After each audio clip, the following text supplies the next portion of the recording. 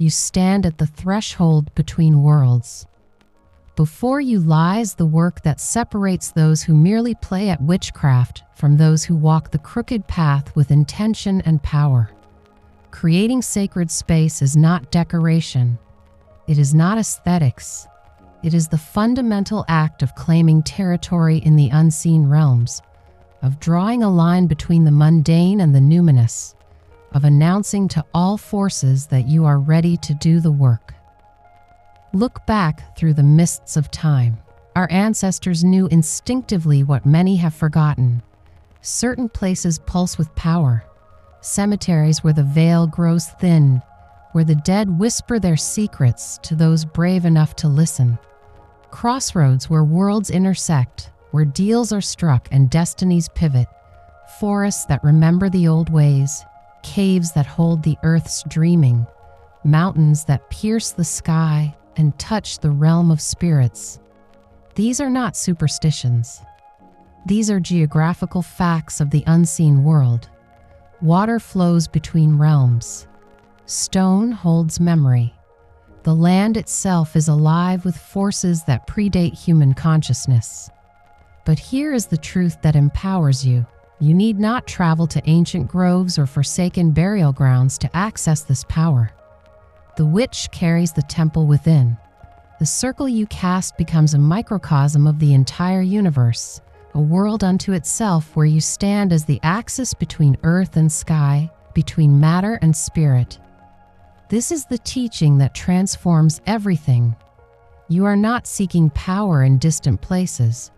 You are learning to recognize and wield the power that moves through you, that has always moved through you.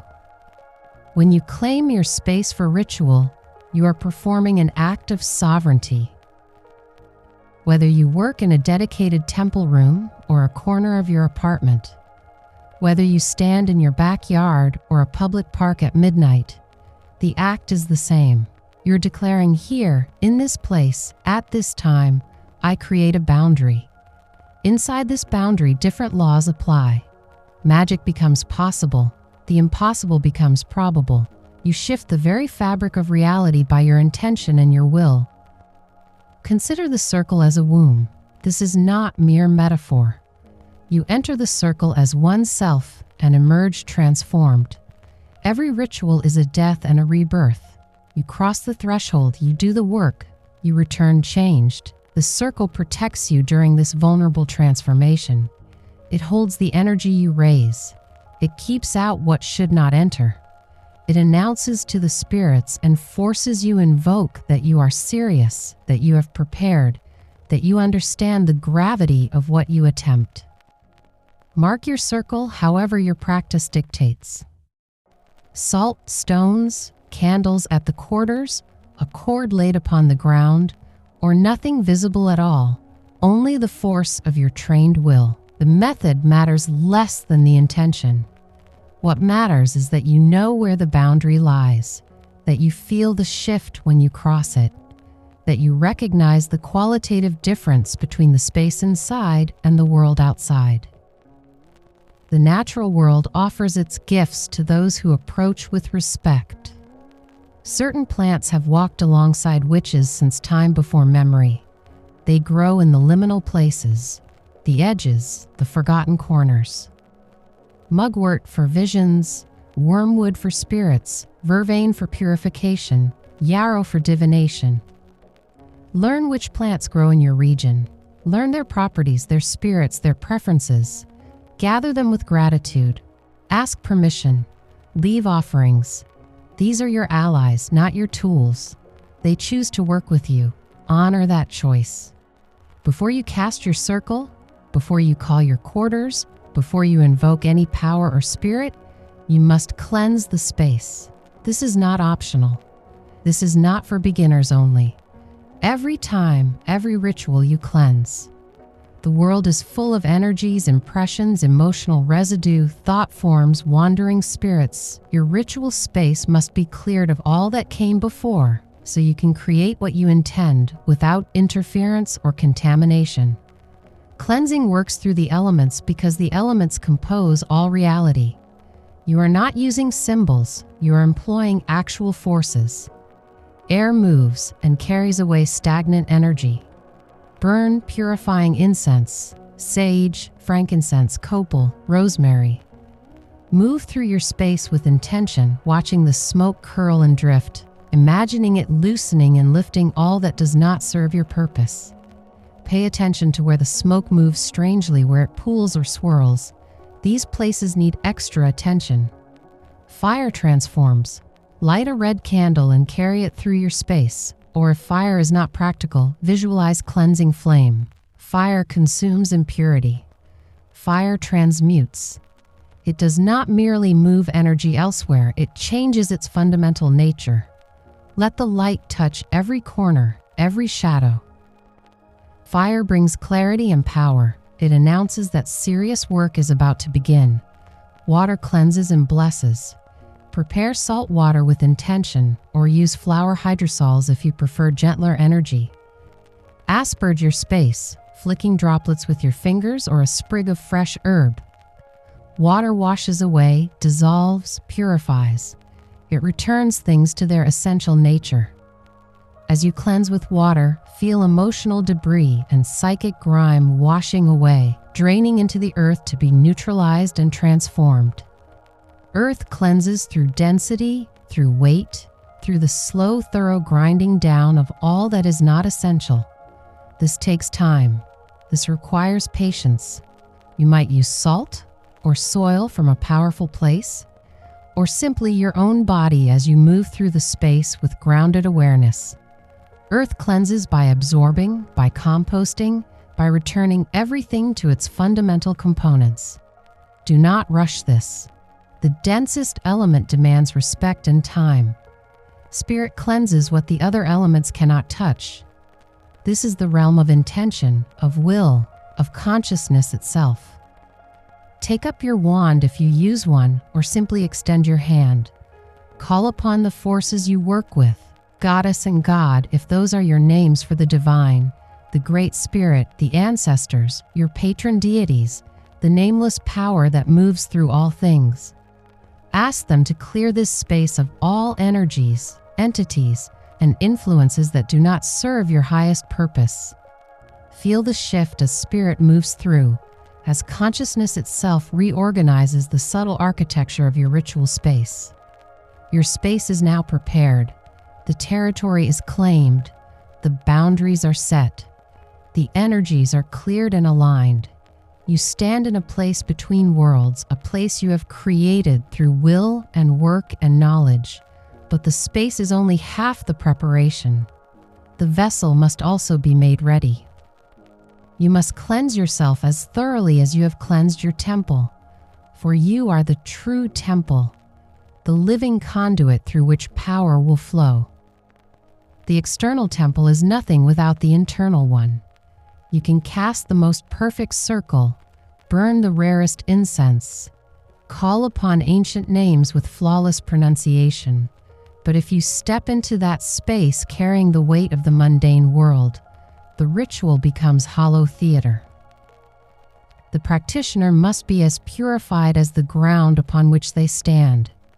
This is not about worthiness. This is about conductivity. You are preparing yourself to channel forces that exist beyond the limitations of your everyday consciousness. Static must be cleared. The vessel must be emptied so it can be filled. Pensac speaks of this with clarity. The witch who neglects personal preparation is like a dirty window attempting to transmit pure light. The light may shine, but what passes through is distorted, dimmed, contaminated by whatever clings to the glass. Your body, your mind, your energy field. These are the glass. Before you invoke anything, before you speak a single word of power, you must make yourself transparent. This begins with the physical body, but extends far deeper. Ritual bathing is the oldest form of preparation, found in nearly every magical tradition across time and geography. Water is the great dissolver, the element that washes away not just physical dirt, but energetic residue. The bath you take before ritual is not the shower you take before work. It is intentional. It is sacred. You are not simply cleaning your skin. You are symbolically returning to the primordial waters, the womb state, dissolving everything you have accumulated throughout your day. Every interaction, every frustration, every distraction, water takes it. Add salt to the water. Salt is crystallized ancient ocean, the residue of evaporated seas that once covered the earth. It draws out impurities, pulls negativity from your energy field the way it draws infection from a wound. Add herbs if you have them. Rosemary for purification and mental clarity. Lavender for peace and spiritual opening. Hyssop, if you can find it, the biblical herb of cleansing. Let the herbs steep in the hot water, releasing their essences, their plant spirits joining with the water element to prepare you. As you lower yourself into the bath, feel the boundary between your body and the water begin to blur. You are not separate from this element. You are mostly water yourself. Let it reclaim you briefly before you re-emerge as something more focused, more intentional. While you bathe, speak your intention. Aloud or silently, it does not matter, but let the words form. I release all that does not serve my highest purpose. I cleanse myself of the mundane world. I prepare myself to stand between the worlds as a clear channel for the forces I will invoke. The words themselves are less important than the conviction behind them. You are making a declaration to yourself, to the water, to the spirits that may already be gathering at the edges of your awareness. When you emerge, you are not the same person who entered. Dry yourself with a clean towel, ideally one reserved for ritual use. Some practitioners choose to anoint themselves with oil after bathing. A simple olive oil will do, though you can add essential oils if you wish. Frankincense for spiritual elevation, myrrh for protection, sandalwood for grounding. Anoint the pulse points, the places where your blood runs closest to the surface. Wrists, throat, behind the ears, the inside of the elbows. These are the gates where your internal energy meets the external world. You are sealing yourself, marking yourself as prepared. What you wear or do not wear is a personal choice informed by tradition, comfort, and intention. Some witches work robed, the fabric itself becoming a boundary between magical and mundane identity. Some work skyclad, naked, returning to the state of absolute naturalness, free from the symbols and restrictions of clothing. There is no superior method. What matters is that your choice is intentional. If you wear a robe, let it be one you wear only for ritual.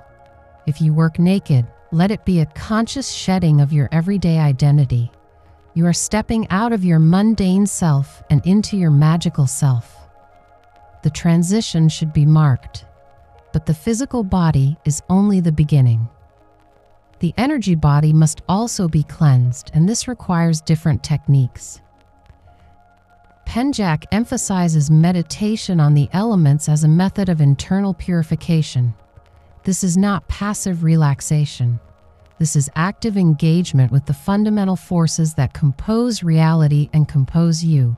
You are made of earth, water, fire, air, and spirit. Before you work with these forces externally, you must balance them internally. Begin with earth. Sit or stand, spine straight, feet connected to the ground. Close your eyes and bring your awareness to your physical body. Feel its weight, its density, its solidity. You are matter. You are bone and flesh and blood. Breathe into your connection with the ground beneath you. Imagine roots extending from the base of your spine, from your feet, driving deep into the earth. Feel the stability of stone, the patience of mountains, the slow and inexorable power of tectonic forces. Let earth ground you, anchor you, remind you that you are not scattered or fragmented, but whole and present. Spend at least a full minute here, breathing with the earth, letting it stabilize your energy. Transition to water. Shift your awareness from solidity to flow. Feel the fluids in your body: blood, lymph, saliva, tears. You are a walking ocean, salt water contained in skin. Breathe and imagine this internal ocean beginning to move, to circulate, to cleanse itself. Water carries away what is stagnant. Water dissolves what is stuck. Let your emotions surface without judgment. Water is the element of feeling, and feelings that are suppressed become toxic. Let them move through you like a river moving through a landscape. You do not have to act on them or analyze them. Simply let them flow, acknowledge them, and release them. Another minute here, breathing with water, letting it wash through you. Now fire. Shift your awareness to your solar plexus, the energetic center of will and transformation. Feel warmth beginning to build there. With each inhale, fan the flames. Fire consumes, fire transforms, fire purifies through destruction. Visualize any remaining heaviness, any lingering attachment to the mundane world, any doubt or fear being consumed by this internal fire. Not violently, but completely. Fire does not judge what it burns. It simply transforms matter into energy, solid into light. Let yourself burn clean. Feel the heat spreading through your body, incinerating anything that would hinder your ritual work. A minute with fire, breathing into the heat, letting it clarify you. Air follows. Bring your awareness to your breath, to the rhythm of inhale and exhale. Air is the element of mind, of thought, of communication between inner and outer. With each exhale, release mental chatter. With each inhale, draw in clarity. Your mind does not need to be empty. That is a misunderstanding of meditation, but it needs to be clear. Thoughts can be present without being intrusive. Let them pass like clouds across a sky. You are the sky, vast and open. Thoughts are weather, temporary and changing. Breathe deeply, fully, letting air circulate through your lungs, oxygenating your blood, sharpening your awareness. Another minute here, breathing with air, letting it clear the fog from your mind. Finally, spirit. This is the element that contains and transcends all others. Bring your awareness to the crown of your head, the energetic point where you connect to forces larger than yourself. However you conceptualize the divine, goddess, God, great spirit, the universe, the source, open yourself to that connection now.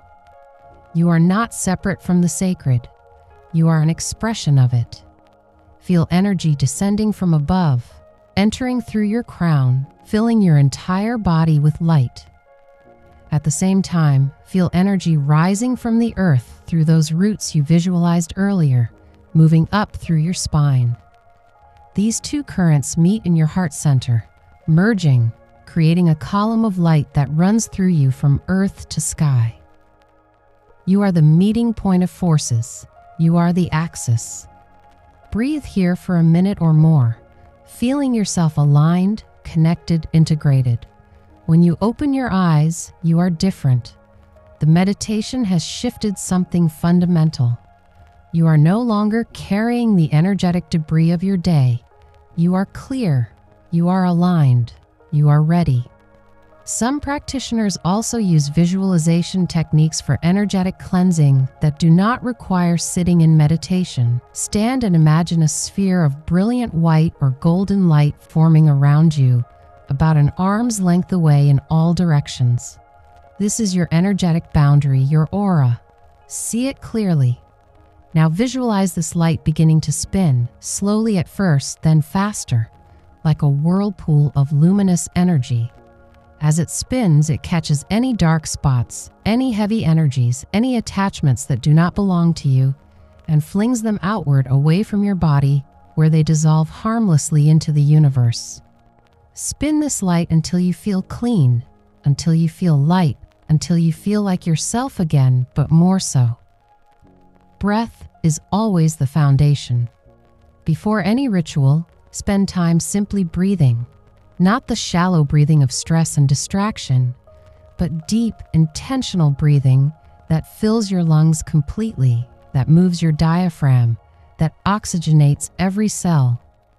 Breath is the bridge between body and spirit, between conscious and unconscious, between control and surrender. 4 counts in, hold for 4. 4 counts out, hold for 4.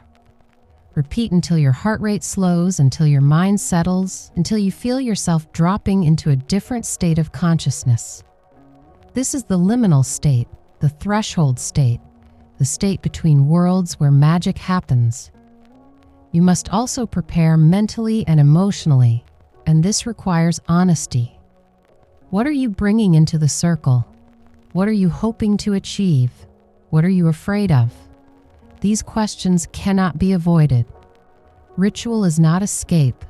It is confrontation with reality at a deeper level. If you step into sacred space carrying unexamined fears or unconscious agendas, they will surface. Better to examine them now in the light of ordinary consciousness than to have them erupt in the middle of your working. Set your intention clearly. Write it down if that helps. Speak it aloud. I enter this ritual to honor the turning of the season. I enter this ritual to seek guidance on a specific question. I enter this ritual to connect with my ancestors. Whatever your purpose, name it.